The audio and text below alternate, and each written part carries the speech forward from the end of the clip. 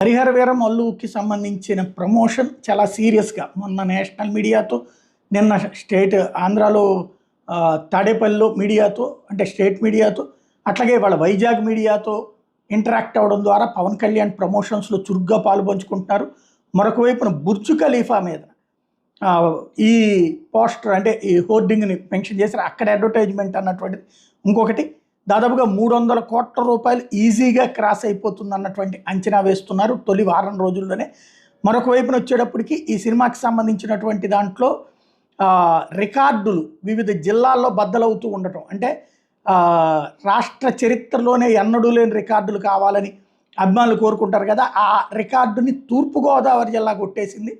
ఒకరోజు ముందు రాత్రి 107 స్క్రీన్స్ కన్ఫర్మ్ అయింది. అంటే ఈ ప్రీమియర్కి సంబంధించినటువంటిది 107 స్క్రీన్స్ షోస్ కన్ఫర్మ్ అవ్వడం అన్నటువంటిది సంచలనాత్మకమైన రికార్డు.